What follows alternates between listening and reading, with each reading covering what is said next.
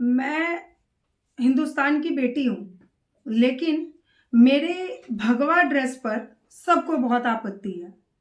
क्यों? मैंने तिलक लगाया तो अजीब लगा आज?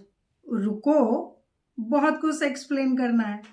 ये वीडियो पता नहीं कुछ लोगों को बहुत अजीब लगेगा, क्योंकि मैं जो टॉपिक कवर करने वाली हूँ उसमें ये गेटअप एक्सेप्टेबल नहीं है ना बॉस। एक लड़की की बात करने जा रही हूँ जिसने महाकुंभ में हर्ष का विषय ना होके महाकुंभ को हर्षा का विषय बना दिया। नहीं समझे? बहुत गोलमाल है। मुझे भी लगा गोलमाल, रहा नहीं गया, आ गई मैं भी। तिलक लगाना मेरा अधिकार है, भगवा पहनना मेरा अधिकार है, ये मैं मानती हूँ। आप मानते हैं या नहीं आपको सोचना चाहिए, लेकिन आपकी जिम्मेदारी भी मेरी जिम्मेदारी है, ये मुझे नहीं पता था। खैर, आज की कहानी एक ऐसी लड़की की कहानी है जिसके भगवा पहनने पर और उसके मेकअप करने पर बहुत बड़ा मुद्दा उठ गया। महाकुंभ में बहुत सारे बाबा देवी पता नहीं कौन कौन निकल के आए, साधु साध्वी, मतलब ऐसे निकल के आ रहे जैसे बाय वन गेट वन में हो गए, है ना। और सब वायरल भी हो रहे हैं, एक रात में वायरल हो रहे हैं, है ना। और उनको पता ही नहीं कि भाई हम वायरल भी हो रहे हैं। अच्छी बात है, सनातन बढ़ रहा है, नो डाउट, बहुत ग्रेट है। लेकिन मुद्दा वहां आता है जहां मेरे गेटअप को लेकर आप सवाल कर रहे हैं, वो भी तब जब कमी आप में भी है। चलिए आते हैं सीधे सीधे कहानी पर, इंटरेस्टिंग चीजें हैं। और हाँ, एक बात और बता दूं, जब तक कुंभ चलेगा कोशिश रहेगी आपको बहुत इंटरेस्टिंग बातें बताऊं। और कुंभ के बाद भी अब वो मार धार काट पीट छोड़ो, अब मैं बहुत सारी इंटरेस्टिंग सॉल्यूशंस पे हम बात करेंगे। आपसे बात करने का मेरा मन करता है। डराना क्यों? समाज में गंदगी चल रही है, हर जगह गंदगी है, हर जगह गलत है, लेकिन बात करने से बात बनती है। तो मैं आप लोगों से बात करने आया करूंगी अब, है ना। सॉल्यूशंस पे काम करेंगे। चलिए कहानी शुरू करो, बातचीत शुरू करो। उससे पहले नमस्कार, प्रणाम, आदाब, सत श्री अकाल। कैसे हैं आप सभी? उम्मीद है आप सभी स्वस्थ होंगे, मस्त होंगे, व्यस्त होंगे, और होना भी चाहिए बॉस। क्यों? क्योंकि जो व्यस्त रहता है उसी की पूछ होती है। बाकियों को तो कोई नहीं पूछता समाज में, है ना। अपने घर में नहीं पूछता तो समाज तो बहुत दूर की बात है। चलिए आती हूं। हर्षा रछारिया बहुत अभी नाम चल रहा है, या यूं कहें वायरल साध्वी, ये नाम भी आपने सुना होगा। सुंदर वायरल साध्वी, ये तीन नामों से अभी हर्षा को जाना जा रहा है। हर्षा झारखंड में पैदा हुई एक लड़की, नॉर्मल परिवार में, जिसकी माँ टेलरिंग का काम करती है और जिसके पापा बस में कंडक्टर का काम करते हैं। उसके बाद हायर एजुकेशन उसका मध्य प्रदेश में हुआ, क्योंकि उसके पेरेंट्स का कहना है, मैंने भी एक इंटरव्यू में सुना, मैं अपने नजरिए से आपको बात बताने जा रही हूँ, क्योंकि मैंने कहा ना कि हम बातचीत करेंगे अब, है ना। चलिए आते हैं, आप सभी मेरे परिवार का हिस्सा है तो आपसे बात करना तो बनता है।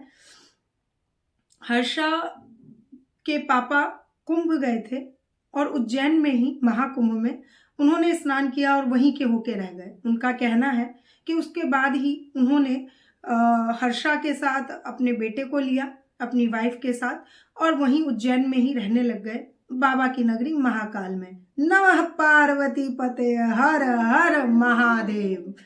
तो यही है, बाबा ने बुलाया, चले गए, वहीं रह गए, वहीं रोटी पानी खाने लगे, अपने बच्चे को पढ़ाने लगे। हर्षा पढ़ लिख कर बड़ी हुई। उसके बाद शायद बीसीए या बीबीए उसने इवेंट मैनेजमेंट में समथिंग कुछ ऐसा किया, मैं एग्जैक्ट नहीं पता मुझे, तो मतलब मैं याद नहीं है मुझे, इसलिए मैं बातों को नहीं घुमाऊंगी। बट हाँ, उसने मैनेजमेंट से रिलेटेड कुछ पढ़ाई की। अब उसका मन था तो उसने, लोग कह रहे हैं वो मॉडल है, नहीं, हर्षा ने बोला है कि वो एक्ट्रेस रही है और साथ में इंटरनेशनल एंकर, मेनली वो यही थी। तो वहां से उसके बाद वो एंकरिंग करने लगी बहुत इवेंट्स में, बहुत जगहों पर, देखने में सुंदर, कसम से सुंदर है, तभी तो आज सबको ये सुंदर वायरल साध्वी, सबसे सुंदर साध्वी, पता नहीं क्या क्या हैशटैग उसे दे रहे। खैर जो भी है, तो वहां से हर्षा कहती है कि मैं केदारनाथ गई, पता नहीं भगवान शंकर ने, और हर्षा की उम्र सिर्फ 30 साल है, इस बात को याद रखें, है ना। हर्षा कहती है कि वो केदारनाथ गई। उसके बाद धीरे धीरे उसका मन जो है वो सनातन की तरफ झुकने लगा। और हर्षा ने दीक्षा ली, मंत्र दीक्षा। मंत्र दीक्षा लेने के बाद वो मंत्र की प्रैक्टिस करती है और वहीं पे रह के अपने आप को धर्म से जोड़ने की कोशिश कर रही है। और उसने कहा कि अब मेरा मन है, उसका कहना है हर्षा का, कि मेरा मन है कि अब मैं इसी में लगी रहूं और सब युवाओं को मैं धर्म की तरफ जागृत करूं। तो इसमें गलत क्या है? इसमें क्या ऐसी रॉकेट साइंस वाली बात है जो रश्मि तुम मुझे हमें इतनी देर से सुना रही हो? कुछ नया बताओ। नया अब आएगा। अब 2 सालों से हर्षा का घर हो गया उत्तराखंड, जो कि उसके परिवार की नॉलेज में है, और वो वहां पर रह के अपना दीक्षा कर रही है, अपनी प्रैक्टिस कर रही है। हर्षा ने सोचा अल्पवास। अल्पवास क्या होता है?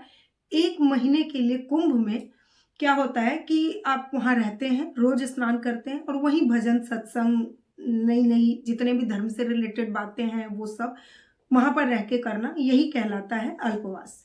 मैं आपको एक बात बताऊं, मैं बहुत लकी हूं सच में, क्योंकि मैं जब 3 साल की थी ना, मेरी दादी ने मुझे कंधे पे बिठा के कराया था।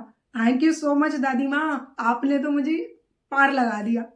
आप लोगों की भी अगर दादियां ऐसी है तो जाओ जल्दी से चरण पकड़ लो दादी को और पहुंच जाओ कुंभ में, तर जाओगे, सच्ची बता रहे हैं। हम तो तर चुके भाई। चलिए आते हैं मुद्दे पर, है ना। अल्पवास यही होता है कि 1 महीने आप वहीं पर रहते हैं, खाना पीना खाते हैं, सब कुछ वहीं करते हैं, अपना डेली जो आपकी दिनचर्या है, और उसके बाद अपने अंदर को आप पवित्र करते हैं। चलिए, इसका बहुत ज्यादा मान्यता है धर्म में। यही चीज हर्षा ने सोचा कि वो अपने गुरुदेव के जो बना हुआ है स्थान, वहां पर रहेंगी या कहीं भी वहां पर रहेंगी और अल्पवास करेंगी और अपने अंदर की ऊर्जाओं को कोशिश करेंगी कि और प्योरिटी में लाएं, क्योंकि पूर्ण महाकुंभ है और ये किसी को 144 साल से पहले मिलने वाला नहीं है। और आपको पता है कि हम सभी की जिंदगी 150 साल जी जाए वो तो पॉसिबल नहीं है, तो 144 साल क्या जिएंगे? पॉसिबल नहीं है ना, है ना। 150 साल जीना पड़ेगा उसके लिए। 100 साल आप जी सकते हैं क्या? बहुत बड़ा प्रश्न है, आपके साथ भी, मेरे साथ भी, किसी के साथ। तो चलिए, अब हर्षा ने अपने आप को तारने के लिए ये चीज डिसाइड किया। हर्षा एक रैली का, एक शाही यात्रा का एक पार्ट बनी। उसमें एक जनरल यूट्यूब वाले ने या चैनल वाले ने उससे एक सवाल पूछा कि आप यहाँ क्यों आई हैं, तो उसने अपने विचार प्रकट किए, जिसमें उसने कहीं नहीं कहा कि मैं साध्वी हूं, लेकिन लोगों ने अपनी वीडियोस वायरल करने के लिए उसके नाम के आगे साध्वी लगा दिया, सबसे सुंदर साध्वी। और उसके बाद हर्षा हो गई the world famous most trending लड़की, है ना। एक तरीके से ये चीज बहुत अच्छा है, लेकिन उसने भगवा पहना था, उसका रूप रंग ऐसा था, उसकी जटाएं हैं, इसलिए आपने उसे साध्वी का टैग दे दिया। अब इसके बाद कई सारे शंकराचार्य हों, आचार्य हों, बहुत सारे न्यूज मीडिया वाले हों, आचार्य शंकराचार्य सब जो है वो तो बहुत लिमिट में, सीमित शब्दों में उसको कुछ कह रहे हैं, लेकिन मुझे गुस्सा तब आता है जब कुछ मीडिया वाले जो कि मतलब जैसे मेरा है ना छोटा मोटा सा चैनल, थोड़े से लोग इकट्ठे हैं, वैसे ही थोड़े से लोग जिनके पास इकट्ठे हैं, मुट्ठी भर भीड़ है, उन लोगों ने पता है क्या क्या बोला है? अरे उसने तो ये गलत काम किया है, अरे उसने तो वो गलत काम किया है। सॉरी बॉस, इधर सुनो, क्या समझते हो खुद को? एक लड़की अपने मन का अगर कपड़ा पहन ले तो उसने सारे गलत काम कर लिए, और आप क्या हो, दूध के धुले हुए हो? आपने जाके देखा है उसने क्या किया? क्यों बोल रहे हो? लेकिन नहीं बोलोगे, पेट में दर्द हो रहा है, व्यूज चाहिए, पैसा चाहिए। अपना पैसा कमाने के लिए दूसरों के ऊपर आप क्वेश्चन खड़े करोगे। आप कौन हो? उसके भाई हो? आप कौन हो? उसके पापा हो? वो एक लड़की है तो इसलिए वो गलत है, और आप लड़के हो तो आप सही हो, क्योंकि आप तो ऊपर से स्टैंप लगवा के आए हो भगवान जी से, हैशटैग वाला आई एम राइट। क्यों? अगर उसने भगवा रंग पहना, मेरे हिसाब से आप लोग भी बताएं कमेंट में, अगर उसने भगवा रंग पहना तो बॉस उसने सही किया है, क्योंकि वो हिंदू है। मैं भी एक फीमेल हूं, मेरा मन है टीका लगाने का, मैंने टीका लगाया अभी, लेकिन मैं जींस में हूं, मैंने पहना हुआ टॉप, मैं कंफर्टेबल हूं इसमें। लेकिन क्या मैं आपसे बात नहीं कर सकती? मैं कोई मुद्दे पे बात करूंगी तो जरूरी है मैं साड़ी पहन के बात करूं, वही मेरी डिग्निटी बताएगा? नहीं। सबकी अपनी अस्मिता है और हम सभी को याद रखना चाहिए। मैं सिर्फ एक बात बोलूंगी कि उस लड़की ने ये नहीं बोला कि मुझे अपनी जिंदगी ऐसे बितानी है कि मैं एक साध्वी ही बन जाऊं, बट हाँ, मैं सनातन की तरफ झुकना चाहती हूँ। तो मैं सभी युवाओं से रिक्वेस्ट करूंगी, अगर कोई भी धर्म का हो, मैं ये नहीं कह रही सनातन का, कोई भी धर्म का हो, अगर वो अपने धर्म को जानना चाहता है, अपने धर्म के बारे में और कुछ जिज्ञासा रखता है, तो कृपया उसके वस्त्रों को लेकर या उसके पुराने किए गए काम को लेकर जज ना करें। हम सबको सपोर्ट करना चाहिए एक दूसरे को, उसको समझना चाहिए, क्योंकि वो भी हम में से एक है। किसी को गलत बोल के सिर्फ हम उसे गिराते हैं। लेकिन अगर एक कहावत आपने सुनी हो इंग्लिश में, तो कहावत है, appreciation is the backbone of the person. तारीफ एक इंसान की रीढ़ की हड्डी होती है। अगर आप और हम किसी की तारीफ कर देंगे तो हमें भी बोलने में अच्छा लगेगा, सुकून मिलेगा और सुनने वाले को भी बहुत अच्छा लगेगा। तो उम्मीद करती हूँ कि ये जो एक चला हुआ है ना कि उसने ये कलर पहन लिया, उसने जटाएं रख ली, ऐसा है, ऐसा नहीं है। कल को अगर उसको अपना जिंदगी गृहस्थ जीवन बिताना है तो उसमें ये चीज़ें बहुत प्रॉब्लम करेगी, क्योंकि मैं भी एक फीमेल हूँ, मैं समझती हूँ चीज़ें कितनी टफ होती हैं। तो प्लीज़ आप सभी अपने हैं, सभी लोग चाहे जिस भी धर्म के हैं, एक महिला को सपोर्ट करें, क्योंकि ज़रूरी नहीं है कि वो महिला आपकी अपनी रियल ब्रदर सिस्टर ही हो, आपकी वाइफ ही हो। अगर समाज में कोई भी महिला कुछ कर रही है तो उसको अगर आप अच्छे नज़र से देखेंगे तो उसमें आपकी बहन, आपकी माँ यही नज़र आएगी, आपकी दोस्त। तो किसी को कपड़ों से जज ना करें और किसी के लिए मुश्किलें इतनी खड़ी ना कर दें कि कल को किसी के आंसू आपके ऊपर भी भारी पड़ जाए। तो उम्मीद है महाकुंभ में, पूर्ण महाकुंभ में अपने अंदर की गंदगी को हम खत्म करेंगे, है ना?